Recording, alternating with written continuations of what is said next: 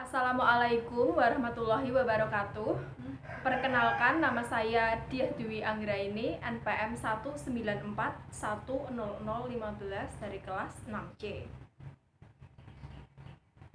Saya akan menjelaskan mengenai analisis tugas dasar-dasar yang menjadi pijakan dalam penentuan Prota-Promes, langkah-langkah penyusunan Prota dan Promes, serta kendala dalam pelaksanaan Prota dan Promes.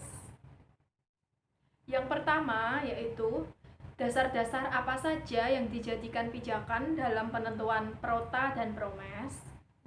Menurut saya, dasar yang dijadikan pijakan dalam penentuan Prota dan Promes adalah yang pertama, identitas, mulai dari satuan pendidikan, nama sekolah, kelas, semester, mata pelajaran, dan tahun pelajaran. Yang kedua, isian, mulai dari standar kompetensi, kompetensi dasar, jumlah jam pertemuan, jam pembelajaran, serta bulan. Prota menjadi program umum untuk setiap mata pelajaran. Prota berisi garis-garis besar yang hendak dicapai dalam 1 tahun dan dikembangkan oleh guru yang bersangkutan. Sedangkan Promes adalah bentuk penjabaran dari Prota yang memuat gambaran pembelajaran dan pencapaian yang ingin diraih dalam 1 semester. Semester menggunakan satuan waktu untuk penyelenggaraan program pendidikan. Komponen Promes meliputi identitas yang berisi satuan pendidikan, mata pelajaran, kelas, semester, dan tahun pelajaran. Yang kedua, format isian berisi materi, tema, subtema, alokasi waktu, dan bulan yang terinci per minggu. Yang kedua yaitu mengenai langkah-langkah penyusunan Prota dan Promes. Langkah penyusunan Prota.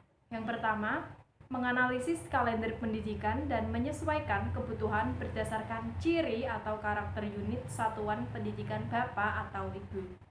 Kedua, memberikan tanda untuk hari libur, permulaan tahun ajaran baru, pekan atau minggu efektif untuk belajar, dan jam efektif belajar setiap minggu.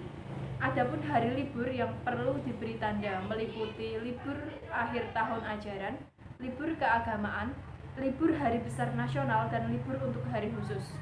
Ketiga, memperhatikan minggu efektif guna menyusun alokasi waktu di setiap KD. Keempat, menetapkan alokasi waktu yang diperlukan untuk setiap mata pelajaran. Yang kedua, langkah penyusunan Promes. Pertama, memasukkan kompetensi dasar, topik, dan subtopik materi atau bahasan ke dalam format Promes yang tersedia. Kedua, menentukan banyaknya jam yang tersedia di kolom minggu dan banyaknya tatap muka setiap minggu per mata pelajaran. Ketiga, menambahkan catatan di setiap bagian yang membutuhkan keterangan. Pertanyaan yang ketiga, hal-hal yang dapat berpotensi menjadi kendala dalam pelaksanaan Prota dan Promes. Menurut saya, yang pertama, dalam penyusunan program tahunan terletak pada aktivitas penghitungan jumlah minggu efektif tatap muka, yaitu sebesar, dan penghitungan minggu efektif non tatap muka. Kedua, dalam penyusunan program semester terletak pada aktivitas penghitungan jumlah minggu efektif tatap muka dan penghitungan minggu efektif non tatap muka.